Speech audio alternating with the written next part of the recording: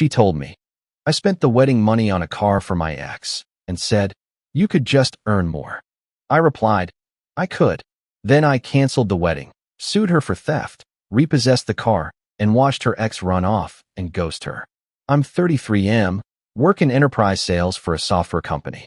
Not flashy tech bro stuff, but steady income, commissions, predictable growth. My fiancée, Kara 31F, works in lifestyle marketing and is very into optics, narratives, and what things look like from the outside. We were together 4 years, engaged for almost 1. Wedding was planned for early next year. We lived together in a place I owned. No joint mortgage, but we did have a joint savings account specifically labeled wedding fund. That detail matters. It wasn't vague savings. It wasn't emergency money. It was very explicitly for the wedding. Venue deposit, catering, photographer, all that boring adult stuff. Kara loved talking about the wedding.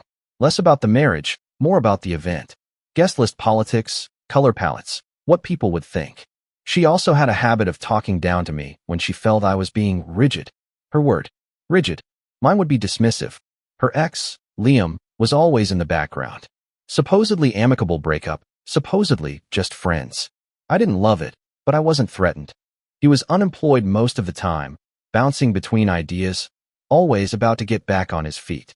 Kara framed herself as his only real support system. I told myself that was empathy, not attachment. About 2 months ago, I noticed the wedding account balance had dropped hard. Like not small vendor payment hard. Like car hard. I assumed fraud or a transfer error. I asked Kara casually if a payment went through early. She didn't panic. She didn't look guilty. She looked annoyed that I asked. She said, "Yeah, I used it." I asked for what. She took a sip of her drink and said, "I bought Liam a car. He needed it. And before you freak out, relax. You could just earn more." That sentence landed like it had been rehearsed. I didn't yell. I didn't argue. I just looked at her and said, "I could." She smiled, like she thought she'd won something. She had no idea that was the moment the wedding ended. After I said it, she laughed. Not nervous laughter. Amused laughter. The kind you use when you think the other person is bluffing or posturing. She said, "See, that's the attitude. This is why I'm not worried. You always land on your feet." I asked her how much she took. She sighed like I was asking her to solve a math problem she shouldn't have to. Then she told me the number. It was a little over half of what we'd saved. Not pennies. Not rounding error. Enough to blow up the entire wedding plan we had spent months on. I asked why she didn't talk to me first. She said because I already knew how you'd react. You'd make it into a whole thing. And honestly, Liam needed it more than we need share covers or whatever. I reminded her that it wasn't her money alone. That we both contributed. That we had rules. She waved that off and said relationships aren't spreadsheets. That marriage means flexibility.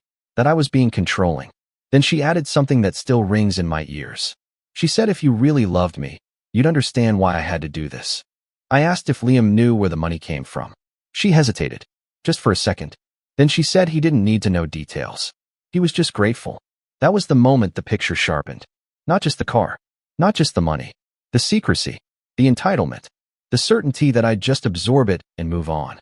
I told her calmly that what she did was theft. She laughed again and said, "Don't be dramatic. It's our money. Or it was going to be." I said, "Not anymore." She told me I was threatening our future over something temporary. She said weddings get paid off. Careers grow. She said I was lucky she believed in my earning potential as much as she did. I didn't argue. I didn't debate intent or fairness or feelings. I asked her one final question. Whose name is on the title? She blinked. Asked why that mattered. I nodded and said okay. Then I stood up, went into the spare bedroom, and started gathering documents she didn't know I had already scanned. She followed me, irritated now, asking what I was doing. I told her I was canceling the wedding. She said I was being impulsive. I told her no. I was being precise. That night, she slept soundly. I didn't. The next morning, Kara acted like nothing had happened. She made coffee. She hummed. She asked if I wanted eggs like it was a normal Saturday, and not the day after she casually drained half our wedding fund for her ex and told me to make more money. I watched her for a minute and realized something unsettling. In her head, this was already over. Not the relationship. The conflict. She had decided I would bend. I always had before, just on smaller things. While she was in the